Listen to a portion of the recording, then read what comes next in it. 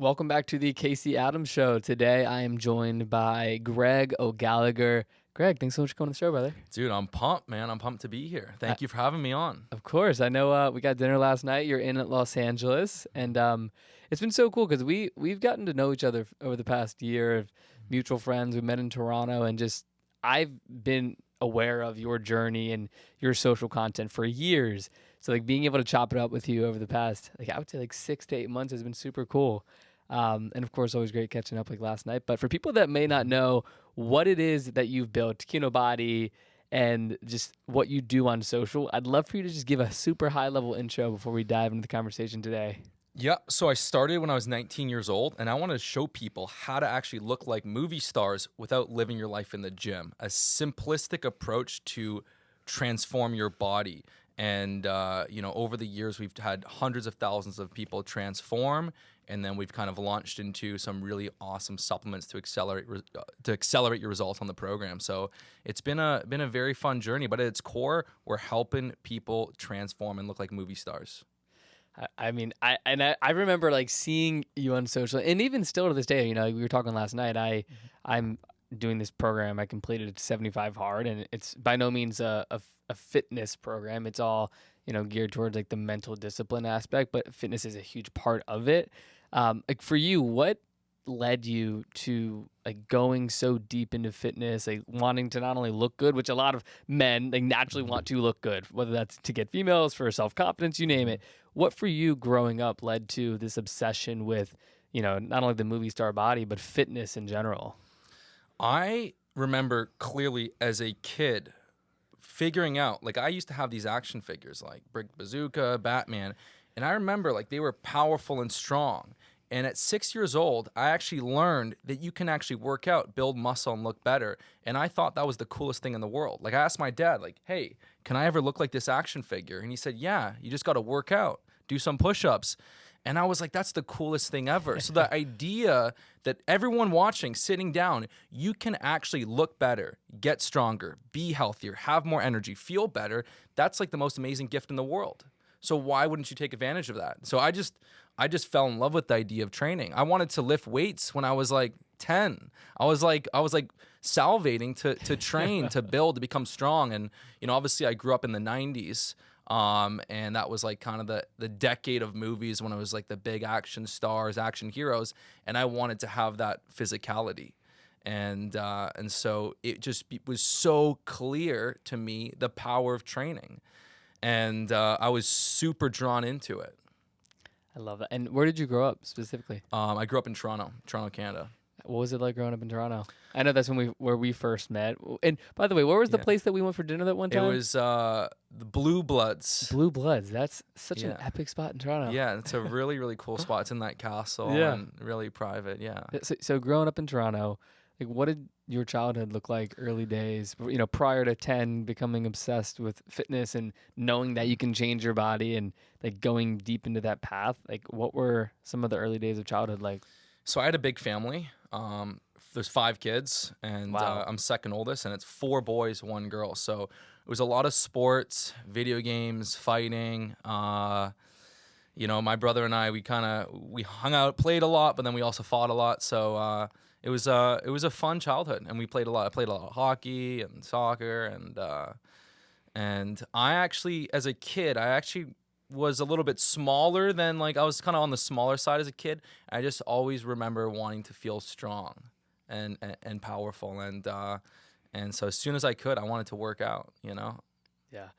What sports do I played hockey for 10 years myself. So like when it comes to the idea of training, like I played hockey from 3 to 13, then lacrosse, and then played football. That's when I got injured and was in a neck brace for 6 months. And like the act of an injury can set you so far back when it comes to things like training. But for you, like what were some of the sports you played growing up?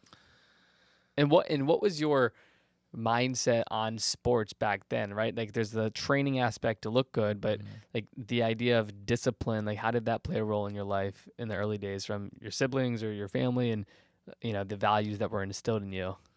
Yeah. So hockey was the main sport for my childhood.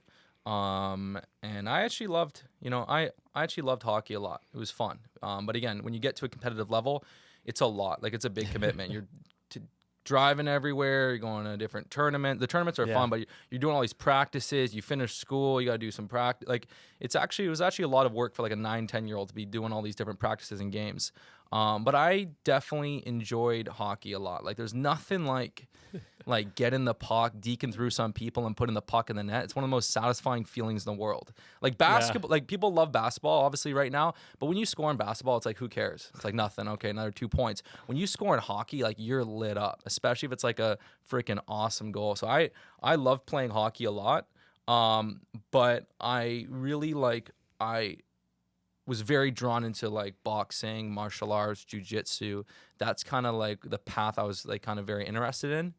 And then once I kind of really started to get into working out, initially it was like training to be better at my sport, training to like be better at, jiu-jitsu or mixed martial arts.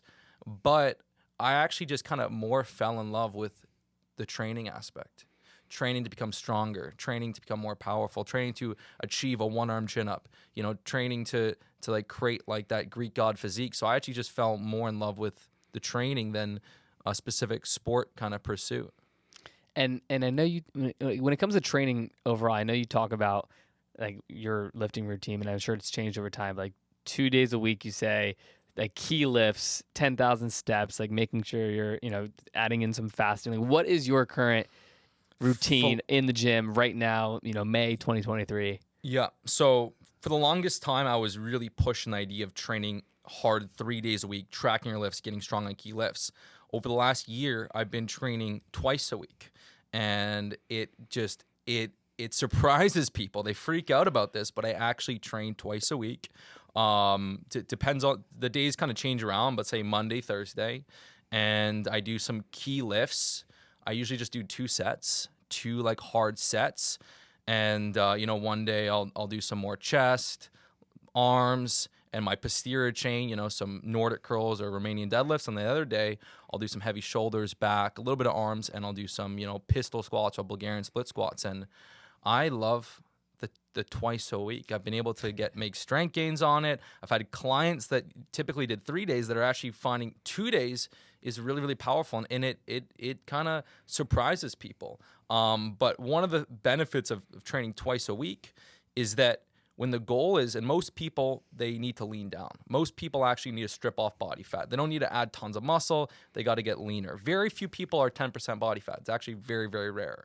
And so when the goal is to get lean, ultimately what matters is your diet. It's your calories, being in a calorie deficit. It's, the 10,000 steps per day is awesome to keep your metabolism working very high. But then the lifting is really there to maintain muscle. It doesn't take that much lifting to actually create a stimulus. So I actually find that intensity is more important than volume. There's lots of people that are in the gym 5 days a week going through the motions, but unless you're creating that intensity and actually pushing yourself to lift one more rep, like it's better to go in the gym 1 day per week and fight for that extra rep or lifting a bit heavier than be in the gym 5 days a week kind of lifting the same loads all the time. And so as a natural... And why is that in terms of like that intensity, the word you say there, like why is that more important? Because I think it's, I'm sure people, and I can relate myself, like there's days where I feel like I really kicked it in, like as hard as I could, pushed as much as I could, and then some days I'm like, did I just walk out of the gym feeling like I went through the motions a little bit? Like, what is the true benefit and why? Right. So I've been obsessed with fitness since I was like 12, 13 years old, till 31, till right now, obviously. And it's interesting. The fitness industry, for anyone that kind of starts reading books, following different experts, it's very complicated. Okay, you can find 100 different answers on how to build muscle, 100 different techniques to get lean. There's all these different answers, and they all kind of contradict each other. So my goal was finding the most effective, simplest path to achieve my desired result. And so as far as building muscle, you have to understand that muscle it's there for a reason. You don't build muscle by accident. Muscle is a byproduct of getting stronger. When you force your body to get stronger, to lift heavier loads, your body responds by packing on muscle. So the simplest way to build, the simplest way to build a bigger upper body is to focus on getting stronger on your incline bench, incline press, and weighted chin-ups. If you get stronger those 2 movements, you're going to build a lot of muscle. Weighted chin up. So that means like having something tied into your waist. You right? can put a belt. Yeah. You can start with body weight chin ups and then progress. And I've had clients, myself, built up to 100-pound weighted chin ups, 140-pound weighted chin ups. Like you can get really strong. And so And then incline bench. Sorry to cut you off. And then that's another key lift. Incline bench. Incline bench. That's like, you're on an incline bench. You can do dumbbells or barbell, but a really, really good lift. It hits the upper chest a little bit better than doing a flat bench. And I find there's less shoulder injuries on an incline bench than flat. There's a lot of people that get injuries on focusing too much on just heavy flat bench. So I'm really a big fan of the incline bench. But I've tested training, 5 days a week, 6 days a week, 4 days a week. And when you train a little bit less, you get really, really good recovery, especially as a natural. Like there's a lot of the industry is actually on testosterone. They're on anabolic hormones. The list goes on. And so when these people are enhanced on drugs, they can handle a lot and they can recover a lot. If you look at sort of the bodybuilding era with Arnold Schwarzenegger, those guys were training every day, 3-4 hours a day. If a natural tried to train 3-4 hours a day, you're just breaking your body down and you're not giving it enough time to build back up. And so there's different people that kind of fall into different camps. And I'm on more of the lower volume side of things, but I've just found the most amazing results with training with a lower volume strategy. But again, like it's a give and take. So if you're going to train with low volume, you have to be willing to push very, very hard. Yeah. Like, even when I was a kid, my father, when we were playing I was playing hockey, he'd be like, you got to be hungry for the puck. You got to be like the kid that wants it the most. And so like when I'm pushing for a set, I'm going hard. And so not everyone can train like that. Like if I walk into the gym and I look around, 95% of the people, they're going for a walk in the park. They're checking their phone. They grab some weights. They got their buddy. Oh yeah. Like they're talking about what they're going to do tonight. They're not pushing hard. Even if they think they're pushing hard, they're not even pushing hard. And so whereas when I go into the gym, I'm fully recovered. I haven't worked out in a couple days. I'm coming in. I have my dumbbells here. I'm laser focused. I know exactly how much weight I'm going to get. And even and this is the thing, it's mental too, because as I was building up my muscle, my strength, I would visualize myself, maybe I was at 5 reps and I could do 5 reps last week. I'm visualizing myself getting 6. I create that certainty in my mind. I'm going to get 6 reps. And so if people understand that if you want to build a great physique, you need to get stronger on just a few key movements and the muscle will come, then you kind of design your training and you follow the path that's going to allow you to make those strength and muscle gains. Now, imagine I bring you to the gym and I give you 5 workouts a week, 10 exercises each workout, 5 sets. Could you imagine trying to add a rep or add 5 pounds to all these different exercises, all this different volume? The game of that is simply just handling the sheer amount of volume you're doing and recovering from it. The game isn't actually getting stronger. So with too much volume, it's very, very hard to actually elicit strength and muscle gains. When you drop the volume, intensity can be higher. You cannot have high intensity and high volume. Those two work against each other. So when you cut back on the volume, you can pour maximum intensity into a set. And as far as the research is coming out, the research is kind of showing that you don't need as much volume as people think. Even most of the strength and muscle gains you produce come from the first 1 or 2 sets. Wow. So if you're doing 5 sets, sure, there can be benefit to getting more volume strategically on some exercises, but most of the gains are coming from the first, 2 sets. Wow. What has been your journey of educating yourself on this space and getting to this point of being so confident through the results? Because I think in the fitness industry and people that are just getting into it, there's so much misinformation. You hear opposing views, and I think just not only your results speak for itself, but the certainty, the confidence. You've had hundreds of thousands of people that you've helped train. What has your years of education looked like, and who are people that you can look up to as, not mentors, but people that you've aspired to gain knowledge from throughout your time being in this industry? Yeah. So the first thing to understand is that fitness was always my highest value. I loved the idea that you could transform. I was excited about it. I wanted to learn as much as possible. So it was almost in my blood. I was the kid when my family was on a vacation at, when I was 14 years old, I would be finding a tree branch to do pull-ups and do push-ups on and put my feet up on a bench and do more. I would be trying to work out every chance I got. I wanted to just get stronger and better each and every week. And so and again, the internet was really popping off when I was a young teenager. So I found these different experts, even before YouTube was a thing. One of the guys that I credit as kind of forging some of my early fitness mentality was a guy named Ross Enamate, who was strength and conditioning for boxers and mixed martial artists. But this guy was in insane shape. He was doing one-arm chin-ups. He was like really just in incredible shape. He had a bodyweight program, strength training program, conditioning. And so I did a lot of that training, and I pushed my body very hard. And I started doing weighted chin-ups at 15 years old. And then I started following more of the bodybuilding experts, followed some football training like Joe DeFranco.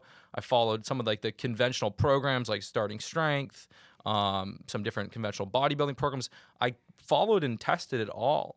And at 19 years old, I realized that most people in fitness have been goal hijacked.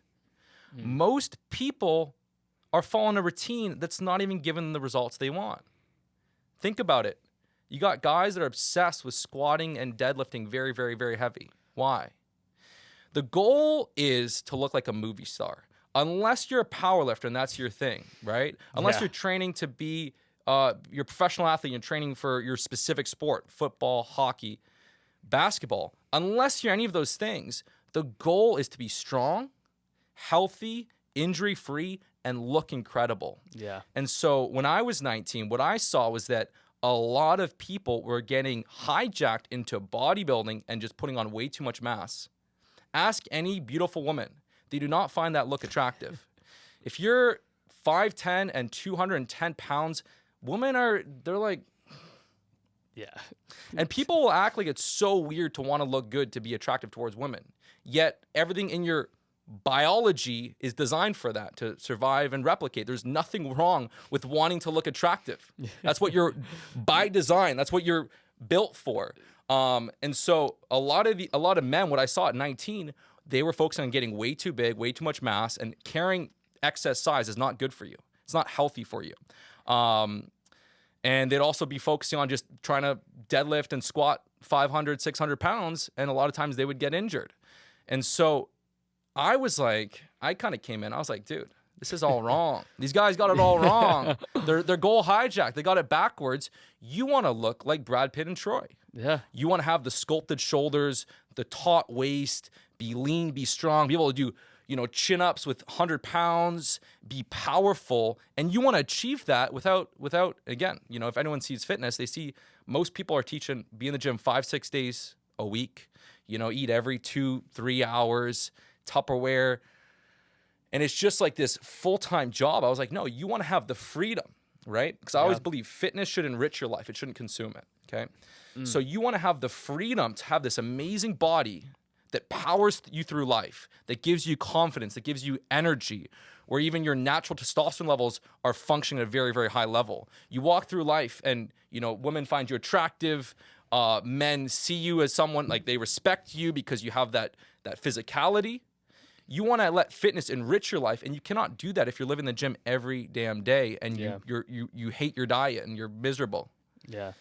So when you talk about dieting, like what is your diet for those that may not know, and how has it changed over time? Right. So the lens really for the diet it initially was to really support getting lean, support getting to a low body fat, which is very, very hard. Everyone wants to be lean, healthy, look good. So few are. That's the thing to understand, is that dieting and getting lean is very, very, very hard. If you walk down the street, how many people do you see that are truly lean, fit, and healthy? And even people that are overweight, they're trying to lose weight. So everyone wants to be lean, but so few people can do it. And I actually had the hardest time dieting in the world. I remember when I was 19, 20, I'd be following diets, 18 even, and it was so hard to stick to. It's easy to working out's not that hard, okay? Going to the gym for an hour is not that hard. What is hard is having to keep your calories strict for 24/7. It's very, very hard. So I was like, how do I find the most enjoyable way to have a great body, lean, strong, and powerful? And so I started to go against the grain. At the time, it was like eating small meals every few hours, eating very, very clean or low carb. And I was like, I'm going to start fasting.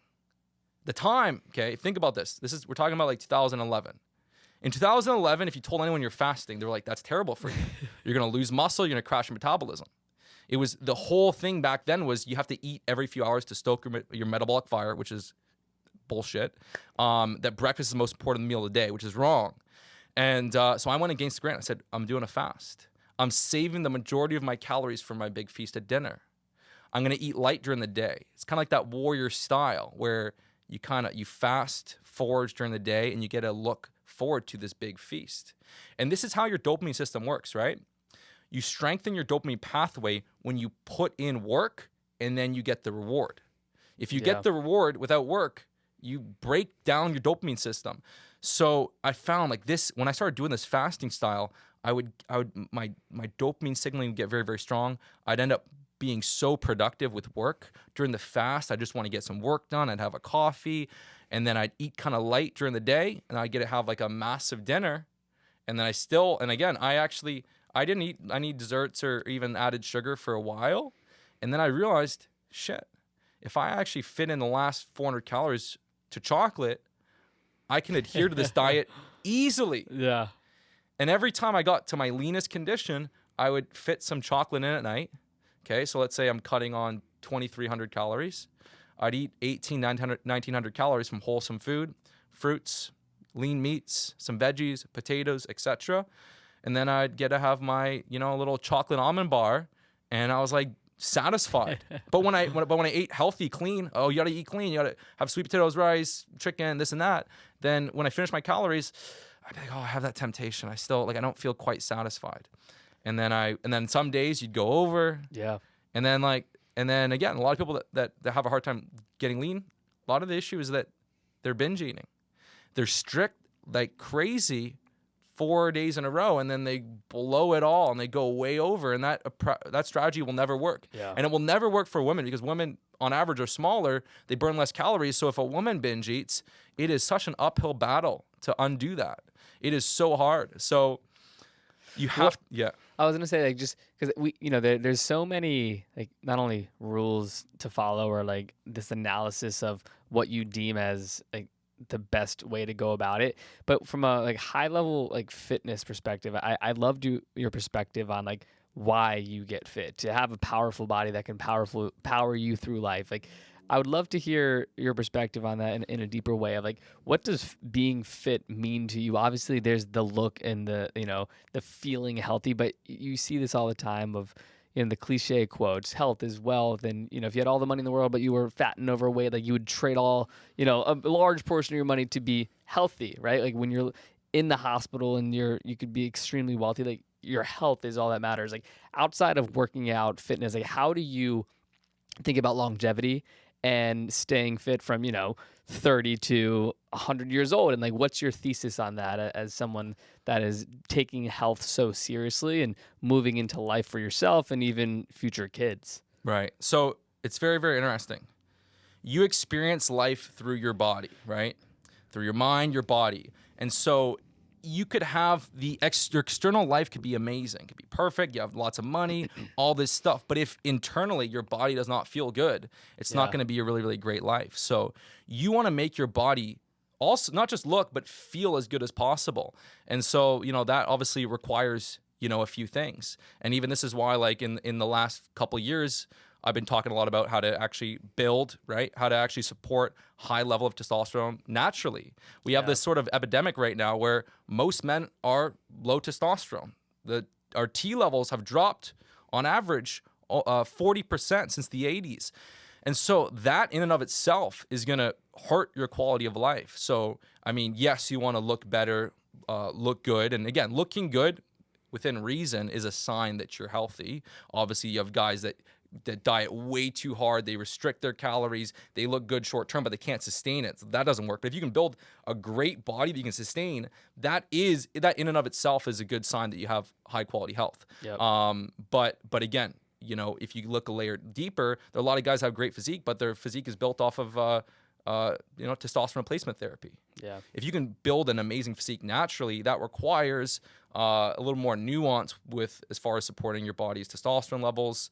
But again, you want to be healthy for life, and you want to have great longevity. Absolutely. And again, your health and your body and mind are connected. If you're in poor health, your brain is going to suffer. And when you start, Totally. it's funny, when you start taking care of your body, right? You start working out, you start getting in your 10,000 steps, you start eating well. Maybe you're eating a calorie deficit and you're eating healthy, wholesome food 80% of the time. Your life improves so much. You feel so much better. You feel way more confidence. You have more energy. Like everyone can relate to, Absolutely. yeah, yeah. And everyone can relate to having like a week where maybe you drank too much alcohol, your diet was crap, you didn't really work out, you didn't really walk much. You feel like shit. You don't feel good, right? So I've always trying to find the balance but also you could train way too much, overtrain, be way too strict on your diet, cut out everything, and you don't feel great either doing that. So like it's like finding that sweet spot. How do I create a routine that I love, that I enjoy, that supports me, that I feel amazing on, and I could see myself doing this for the rest of my life? And most fitness approaches that people do, they cannot see themselves doing it for the rest of their life. They're like, yeah, I'm gonna do this hard for 90 days, and then I'm gonna go back to, whatever it is I was doing before. It only makes sense to do a fitness regimen that you can actually see yourself doing for life. Otherwise, you make some forward progress and then you take one step forward, you take one step back. It's pointless. Yeah. And so and this is the most powerful thing when someone works with me, joins my coaching, joins my program, the most powerful thing is like after a few weeks, they're like, damn, I can't believe this. I'm eating chocolate night, steak, potatoes. I'm working out just 2-3 days a week. I'm getting leaner. I could do this for the rest of my life. That's the realization you want to have. If that's the realization you have, that's a very, very good thing. If you feel like, this is so hard to stick to. Oh my God, like I'm at day 30, but I don't know. Like then it doesn't mean anything. Yeah. Everything you're saying is it's just so great to hear, because the approach of a longevity of like doing something consistently for life, right? And having that mental approach is so important when it comes to like your approach to social media and the content that you've put out, the people you've worked with. When did that whole journey start for you? Putting out content, documenting your own personal journey, but then starting to help people, and how has that evolved over time? Yep. So I first started as effectively blogging. And then I started doing... Yeah, big in the forums, right? I was big in I was a little bit on the forums, but I had a website. I just do articles to rank on SEO and do workout articles. And then I started doing YouTube videos to support my articles. And then my YouTube quickly became more powerful than my blog. And then, I did Instagram at 21, and I was kind of like, Instagram was kind of like for your friends and stuff. And I didn't connect the dots for business, and I was kind of like, dude, I don't want to post a shirtless photo on Instagram. And I had like a fitness girl that was like kind of like mentoring me on Instagram, and she's like, no, just get over this. This is your business. It's going to help you so much. And then I got into Instagram. I was 21 and started posting every day. And you can build a really, really awesome, like, social media is very powerful. You can build a very tight kind of connection with with social media. When I was 22, 23, and I had a very small Instagram, maybe, I don't know, 4,000 or 5,000 people. And I had a little bit of a YouTube channel, and I just told people, hey, I'm going to be in New York City. I'm going to do like a little park meetup. And I was blown away. We had like 50 people just show up off social media. And like, they would all tell me like how long they'd be following me for, like how much I changed their life, that which program they're doing. And like at the time, like I had all these people buying my programs and doing them, and you get emails and you see stuff, but then to actually like talk to someone in person and just like, it's so cool. So, I mean, social media is very, very powerful. And what for you, like when it comes to like teaching it and, working with students, how has that changed over time for you when it comes to like working with people, whether that's a one-on-one or in group format, and how has that led to like a larger sense of fulfillment for you, right? Like getting fit yourself is one thing, but I can't imagine like being able to work with someone, whether that's a group of people or one-on-one with someone, seeing their transformation. I mean, that is, at least for me, when that happens in a different context, it's the best feeling in the world. You know what, man? I will say this, and I'm not proud of it, but like, dude, when I was 20, 21, 22, 23, and I got all these transformations, dude, like I was like, it would like almost put a tear in my eye. I couldn't believe it. I'd get these insane transformations, and I'd have like a tear in my eye. I'm like, this is incredible. I've gotten so many. I'm desensitized. I've gotten so many transformations, unlimited amounts of before and afters. I've seen thousands. Yeah. I'm desensitized. So I see it. I'm like, great. But like, I don't get that feeling I felt when I was 20. When I was 21, I remember getting like started getting transformations come in, I'd have a tear in my eye. I'd be like, oh my Yeah. gosh. And so, dude, I used to put tears in my eyes, but now I just like, Yeah. like for the last 5-6 years, I'm like, man, like, it's just I'm desensitized to Yeah. it. It's just like imagine a doctor that's like first doing operations on a kid and like cutting them open. Like it would be so freaking traumatic. And then after they've done that for 5-10 years straight, it's just like it's everyday life. it's like they're operating on a computer.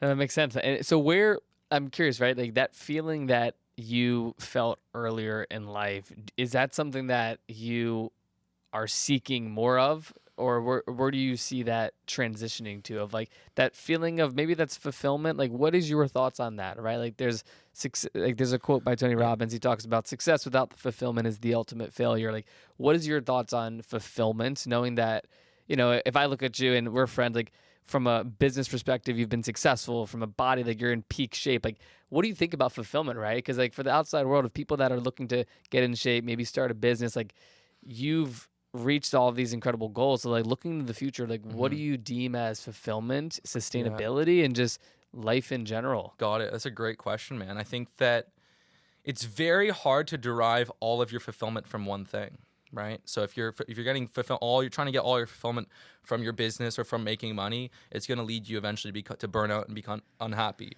If you get all your fulfillment just from your relationship, it's not going to be very good either. So I view fulfillment as like really having your life balanced. I see a lot of people that go too extreme. I notice this in fitness, right? I notice this in business with people that just put their health and their social life on hold and just focus on money. None of these people are ever truly happy.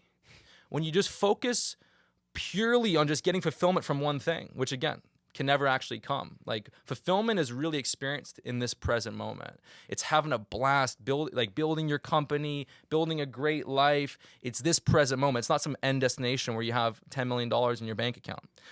Fulfillment is now. And so you have to build an amazing life now. And it's very hard to do that if your life is out of balance. And so I view fulfillment as really building a great business that helps people, that transforms people with great people that, work in that company.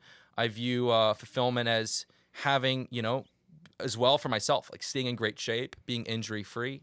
Yep. And at a certain point, I'm 31, I have to stop trying to add, extra weight in the gym, like at a certain point, I've been lifting since 11. I peaked on I got up to 120 pound dumbbells on shoulder press, bro. Oh my God. That's 120. No, it was insane. It was insane, dude. It was insane. Oh my I've done gosh. it twice. It was insane. But you have to kind of be okay. Because that same part of you is now we got to go to 120, 130. Like if you keep pushing for that, you're going to either get injured or it's just not possible naturally to endlessly add strength and muscle. But so you kind of have to trying to find new ways to kind of make things exciting. Maybe do some body weight training or just have fun with, right now, I just have fun with my training and just focus on, maintaining and I just have fun with it, maintain and stay injury free. And I might do some surfing. I might try some new stuff, but it's more of that's more of a fun, creative game. But so as far as fulfillment, it's that balance, having a great social life, love life, and then of course, eventually building a family. So I think that, it's wrong to try and derive all your fulfillment from. Have you been a victim of that at times throughout your life? Yeah, absolutely. I have. And it's, in what ways? Well, I've been, when I was younger, I was way too obsessed with fitness, right? And I was actually, and then at times I've been way too obsessed with business. But I remember when I was obsessed with fitness, it actually made it harder for me to transform. I was struggling to get leaner, and I was so obsessed with fitness. I was working all the time. I was trying to be strict on my calories. And the more I obsessed about it, the more I would screw up and binge eat. And it's I was counting down the days like it was a prison sentence to get to my 8% body fat. I couldn't sustain it. And then actually I was listening to Practicing the Power of Now, and it solved it for me. Eckhart Tolle was literally saying have a goal and work towards it. But don't become so obsessively focused on the goal that the present moment, this moment, day to day, becomes just a means to an end. Mm-hmm. And so that's how I felt. I felt like I was chasing this goal of 8% body fat, but every day was meaningless. There was no value in it. There's just I want to just get through these 90 days to get to my 8% body fat. And I was like, I'm living life a horrible way. And I felt it. I felt like a grind, a burden, life just lost its meaning. And that quote, it stuck on me for a while. And then I was like, what's going on? The reason I was trying to fast forward to the future, right? And you see, look at the movie Click, where he's skipping through, right? And Adam Sandler's skipping through them, and he learns his lesson.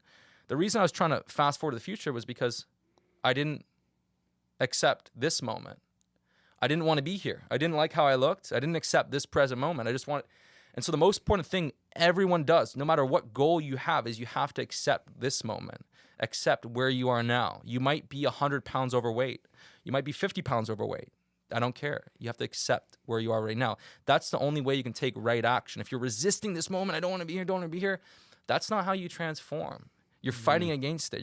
Maybe you're gonna make some progress. You're gonna get that same identity, right? That identity you have. I don't want to be here. I don't want to be here. That you're strengthening that identity. And sure, you might stray away, but you get pulled right back to it. If you can accept yourself, it creates more freedom and room to really transform. And same thing if you have if you're negative money, if you're in debt, okay, you have to accept the situation you are in right now and just make the best possible move. And so that's the most important thing anyone does. Before you even start doing my workouts, it's important to accept this moment right here.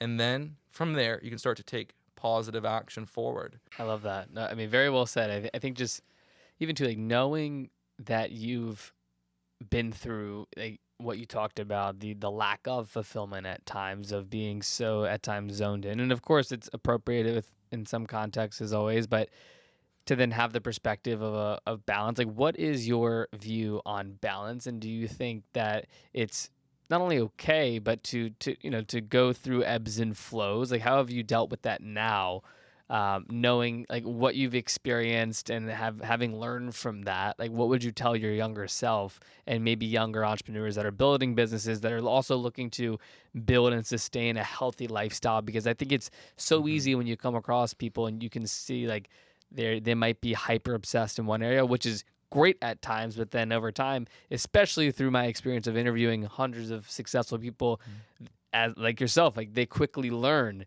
that, oh wow, this is not sustainable, whether that's in business or fitness. Like how do you maintain it in all aspects? Like what would your advice be in terms of balance and in the good sense of balance? Because there's also sacrifice that it takes to get to certain goals depending on how fast you want to get there. But yeah, like what's your advice to your younger self? Yeah, and it's okay to have an immersion period where you really focus on something for a short period of time and just put in more effort. But I think it really depends on the lens you want to build for yourself. I think everyone should take a day, go for a walk, get out of your city, go somewhere new, explore, sit down, meditate for a little bit, slow down, put your phone away, social media away, and just sit and just be like, what's the life I really want to build? And I think a lot of people get goal hijacked, right? Where all of a sudden, maybe they start a business, they're getting some success, and then all of a sudden now they're just obsessed about money. And then they put all their energy into like their business. And again, it's like, what does the ultimate life look like for you? And I think that the ultimate life requires a few things. Yes, you have to be healthy, lean, strong, fit, okay? It's absolutely important. Yes, you need to have build a career or a business or something that provides for you and also fulfills you. You want it to provide money for you so you can take care of yourself and your loved ones. You also want to get some fulfillment from it.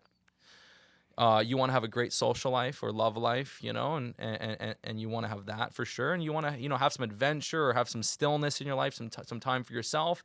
So like you need to have it all. You need to have like the body dialed, the finances dialed, and the social life. And so I think that if you make that the focus, creating the ultimate life, then it's harder to really fall off course. It's harder to just get obsessed with money if now all of a sudden you're not making time for the gym, you're not making time for your loved ones.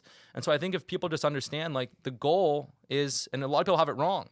They're like, oh, fitness is my thing, and they just want to just put everything into fitness, And so the goal is to really have it all. Build a great life. Have the physique, have the social life, have the business handled, and I think people can kind of get stuck in this never-ending rat race of just more.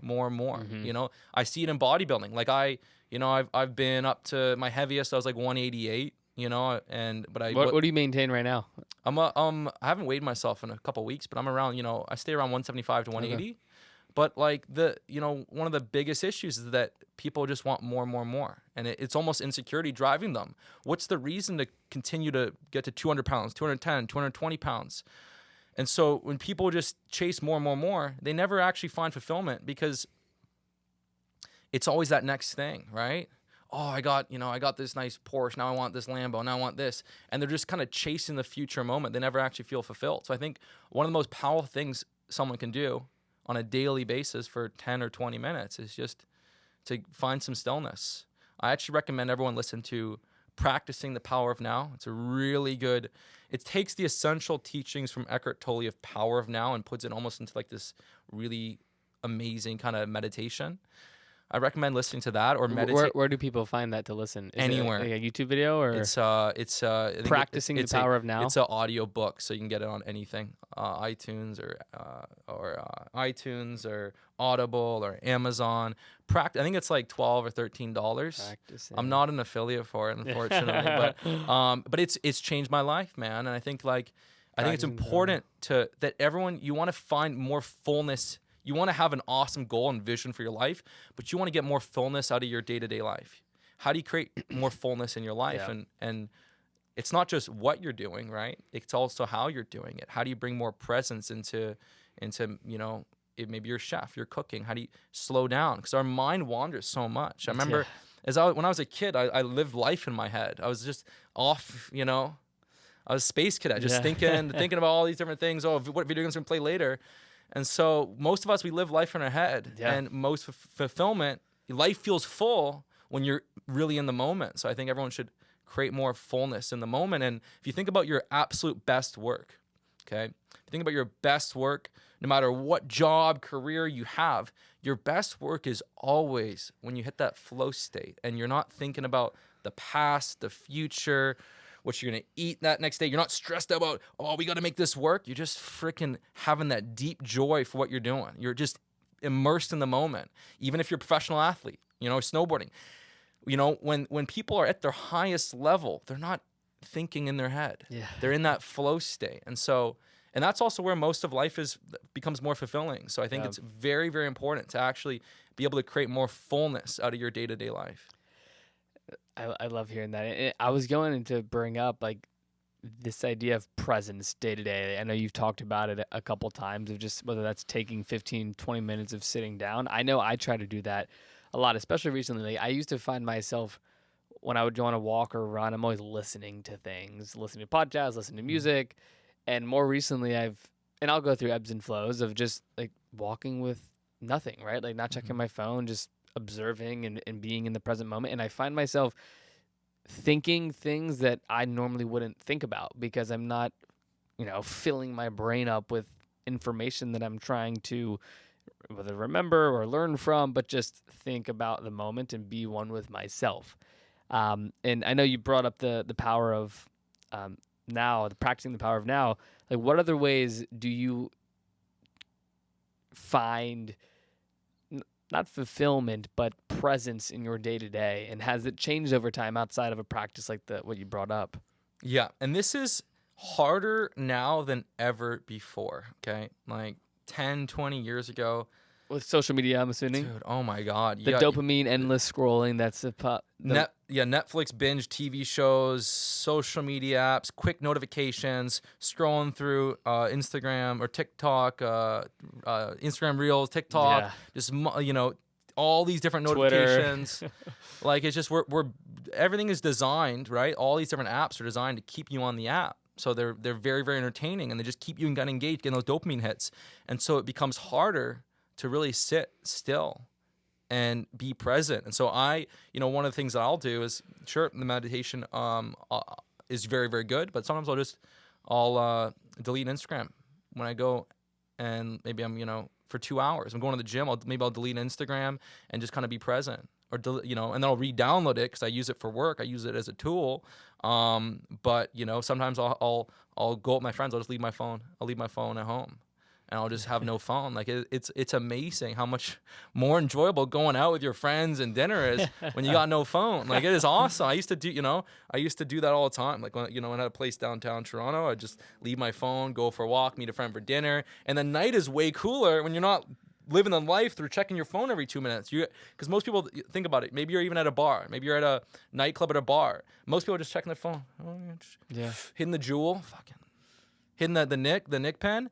And then if you don't have your phone, you're sitting there. You're actually observing, you know? You're looking around. So even just going out without your phone you're more present.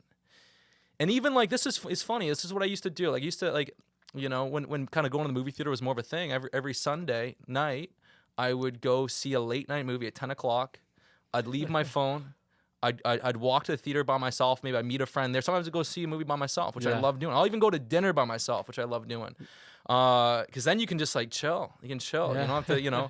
I love it. Well, actually, if I go to dinner by myself, usually I bring my phone because I'm doing some work stuff. But I'll go to a movie and I leave my phone at home. And so you know, maybe it's a 20-minute walk to the theater. You know, you got some previews. You got a 2-hour movie, so it's a whole 3-4 hours no phone. And I would come back feeling so recharged, ready to like tackle the week. Yeah. I would feel so, even though I'm seeing a movie, I'd feel so recharged because I didn't have my phone and all these notifications. Yeah.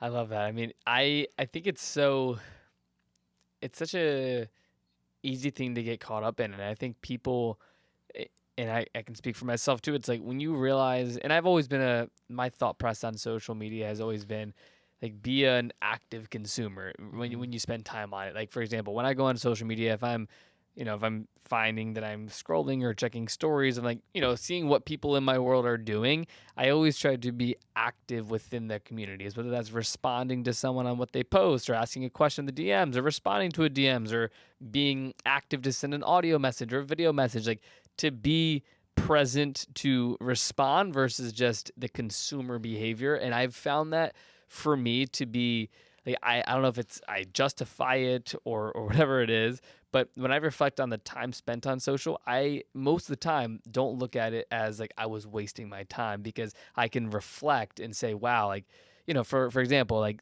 when we were at dinner last night, we run into my buddy Mark Birnbaum, who's the owner of Catch, and knowing that in the context of like my history and time spent on social media, like the ability to follow friends that went to a dinner and like, oh, who were they with, and to tap through and to have the presence, and then to, Mark Birnbaum, that's great. Oh, I love Catch. To then DM him and reach out and ask him to be on my podcast, and then to do it. Like, I've seen the repercussions of like being not just like endless scrolling, but being active when I am spending time on social. And of course, for me, when it comes to having a podcast and like building relationships, it's not everyone has that, but that's been my approach for it. And I think it's so healthy, because then I can, like, quite frankly, look back on the time spent on invested into people, right? Because that's all social media is. You're either consuming what other people are doing. Maybe in the future it's more AI versions of people, but I think it's like, it's all a people game for me on social, right? Like our relationships and encounters on social and environments. And I think for people that are out there that are spending time on social, it's like, yes, find time to be present. But if you are spending time on these things, social or whatever else may be, like, how can you make it valuable to you and your work or whatever you're doing? And maybe there's no correlation and it's just a form of entertainment. But that's at least what I've recognized. And I think, you know, to some degree, we can all find ways to just say like, oh, we're using it for this sense, but that's at least my point of view on it. Absolutely. Instagram, it has so much utility, or social media, they all have a lot of utility, and there can be so much value from it. That said, you have to know how to use it correctly, and that's like flawless how you use it. It's that's a great way to use it, where you get all this value, and it's not as much of a cost. It's not costing you too much of your time or too much of your mental health.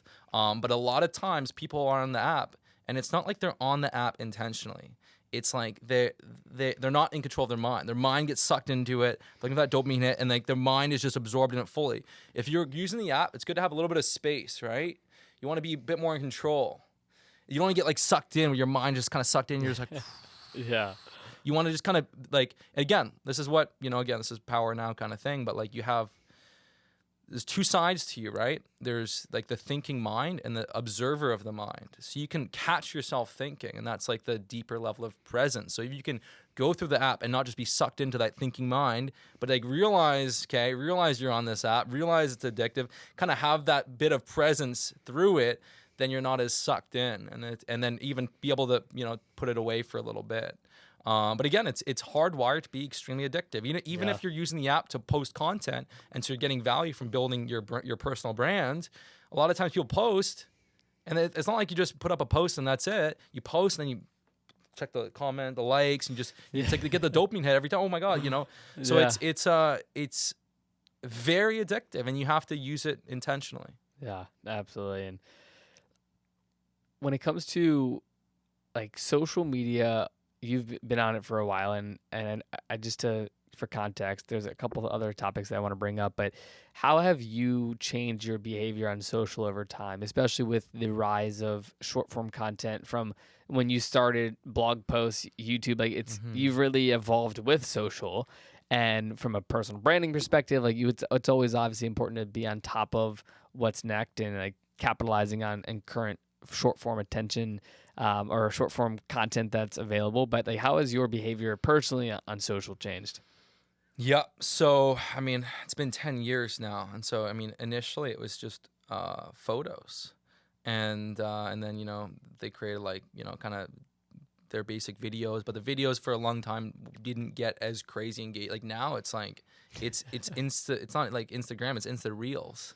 Yeah. It's like the reels that really take off, the reels that really kind of are the lifeblood of the app. And so yeah, I post more. I kind of post more like kind of reels, edited reels, like educational reels, or lifestyle and like training kind of reels. I do a lot more video content. Initially, it was definitely more photos. And again, if everyone like had Instagram 10 years ago, you remember that like in the beginning it was Instagram, like you take photos of your food and put it on, you take photos of like a tree, it would be more of a balanced feed, and then it kind of just the algorithm and everything kind of just got designed in such a way where it's more about you. It's like people want to see Yeah. you. You can post trees and stuff, but it's not like that's not really what the app is really designed for. Yeah. And so like just it's very you kind of, it's about you. But yeah, so now it's doing more videos. The IGTV thing really never really took off. But yeah, it's just kind of shifted a little more into that short form videos, vertical style content. Yeah. Yeah, Absolutely. but it's cool, because like it's really powerful because you can do long form YouTube videos, long form podcasts, have an awesome conversation, get tons and tons of value, and then if someone sees a really cool clip and they love it and it's from that podcast, then they might go and watch the whole thing. So it's amazing. Like it's a great tool to like reach a lot of people, and then like then a small subset of those people are gonna jump into the longer conversation. Yeah. 100%, especially for podcasts, for sure. Yeah. Couple more questions before we wrap up here, Greg.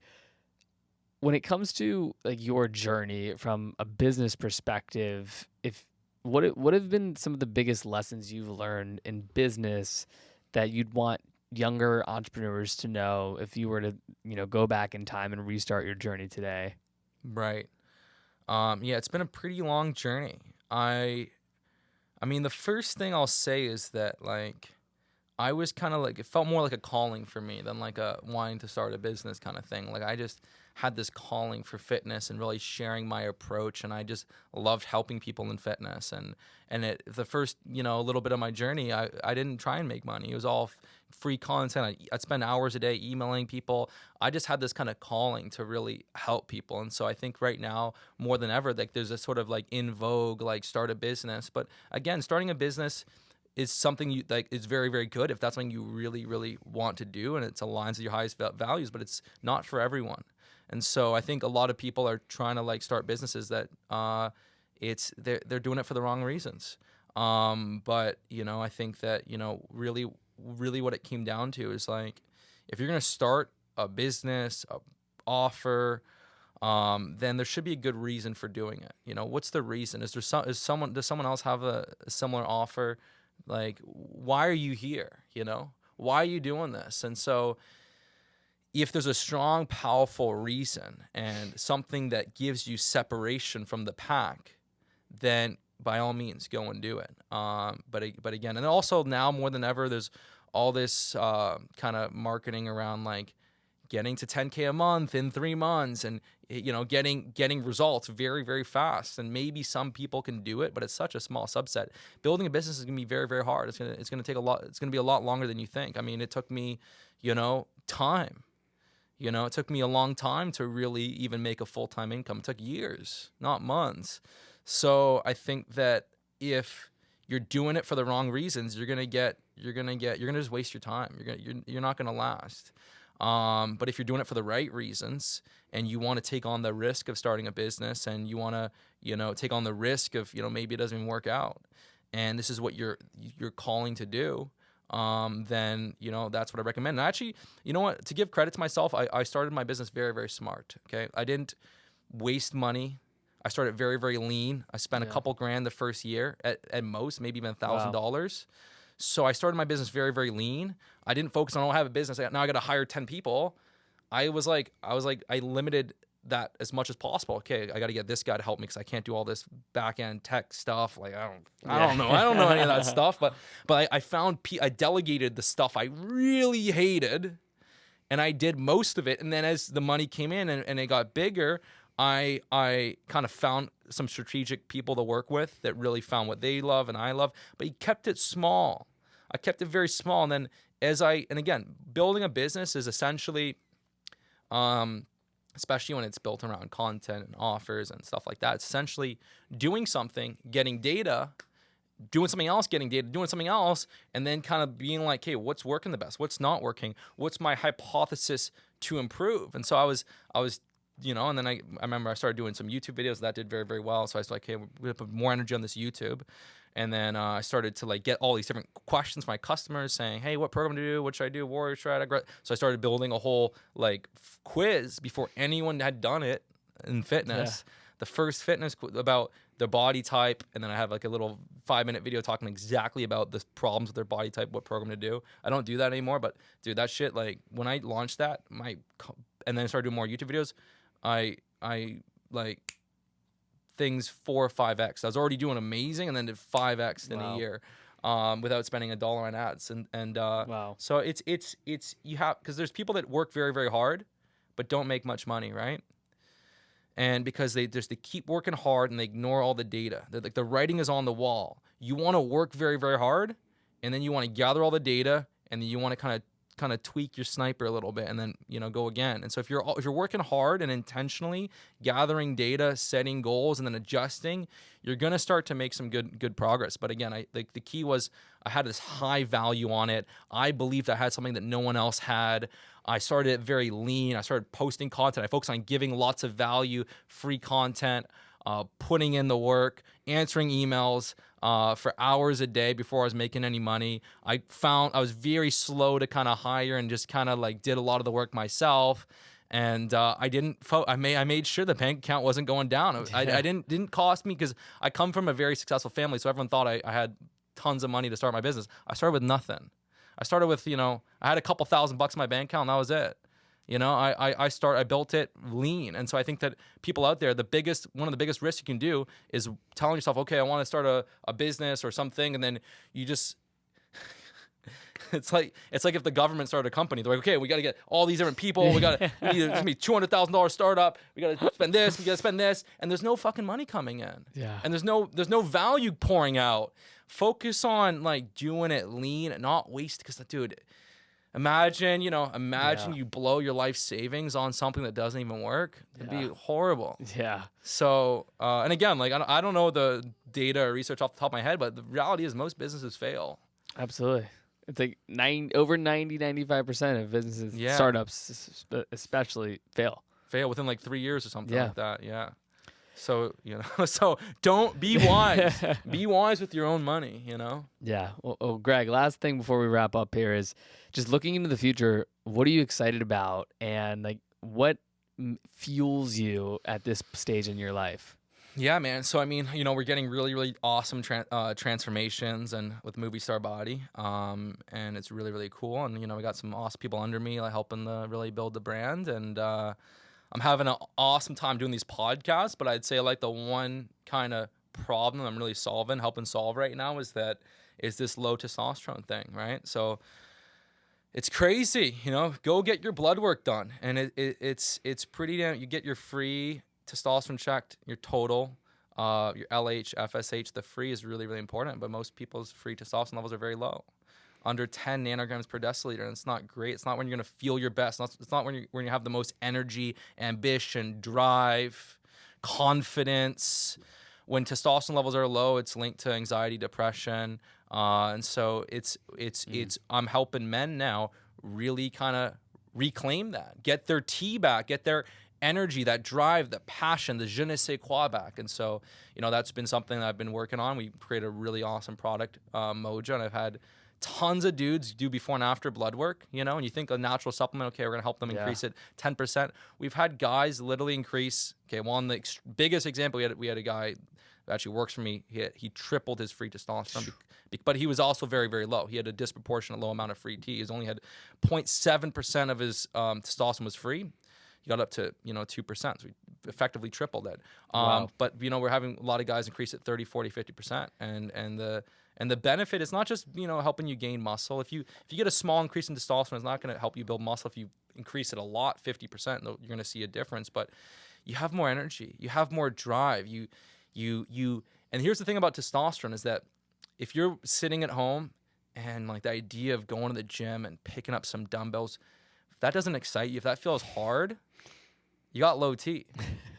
Effort feels good. When your body is firing testosterone correctly, effort feels good. You want to push hard. You get excited to level up in life. And so helping men not only just get leaner and stronger, build a better body, but helping them through direct steps on increasing and powering up their free T naturally is something I'm really, really excited about. And that's our Mojo product is crushing it. And there's also like some cool kind of guides and steps to kind of go along with it. But I'm really like, this is a bigger problem now than ever before. And it's sad, it's sad if life isn't the same, right? Mm-hmm. We talked about having a great life, the balance, the social, the business, the fitness. If your T levels are low, it's like something's kind of missing. There's a void inside you. Powering up your T, it just makes it makes life so much better as a man. So that's kind of one of the things we're really building that movement, and it's been going insane. It's going insane, and I'm really, really excited. So yeah, love that. Yeah, and I know we talked about it at dinner, but I'm getting my blood work done this week, so I'm excited to learn the baseline that I have, and then see what the product can do for myself. So yeah, I'm stoked for it. And if nothing else, just getting your levels checked and just knowing that number is very, very important because. Let's say someone is 25 years old and they get their levels checked and great, okay, 650, 700 total, and they got good free T. Amazing. Well, you want to know that because maybe a few years later something happens, and then all of a sudden you're like, oh my god, did I have an maybe you got hit really hard in the family jewels, maybe you had a concussion, did it actually affect your T? If you never got your initial measurement, you wouldn't know. And maybe you got the initial and you thought your T went down and it's the same level, or maybe, it did go down. You got to correct that. So it's good to track it. And I'm 31 obviously. And, I've got my T levels done since I was 22 years old. Wow. So I got all the data. And so the goal is to really kind of preserve that high level of natural T for a long, long time. And the idea that your testosterone levels just drop off after 30 is actually, it's more of a lifestyle thing, right? It's more like, guys are in their 20s are more active, they're running around, they're moving more, they're leaner, they're stronger, and then at 30 they just kind of sit down, watch TV, and put on weight. And so if you're maintaining a great lifestyle, you're strong, you're lean, you're taking care of yourself, you can maintain high free T for a very long time. Whew. I love that. Well, Greg, for those that may not know where to find you, where can they learn more about yourself, your programs, learn about Mojo, the product, and just stay connected with you overall? If you deleted Instagram on this call, re-download it, add me, Grego Gallagher, on Instagram, and my website is kinobody.com, KINO body.com. I got everything there, and I do a little bit of YouTube stuff too. Love it. Well, Greg, thank you so much for coming on the show today. It's been an absolute pleasure. And again, I'm looking forward to dissecting with you once I know my baseline at a future date to just dive in, at 22, knowing the information, but also establishing that baseline is something I'm excited about. So again, appreciate all the information today, brother. Absolutely. And don't get discouraged if your T levels are low. There's absolute very powerful things you can do to naturally improve your T levels. So there's so much room for improvement. I've seen guys literally increase their T levels 200-300 points. Wow. So it's naturally, there's a lot of room. Most people have the brakes on their own T levels, and you can remove those brakes. Yeah. Love it. Well, thank you so much for coming on again. And if you are watching or listening, make sure you subscribe, and I will talk to you guys soon.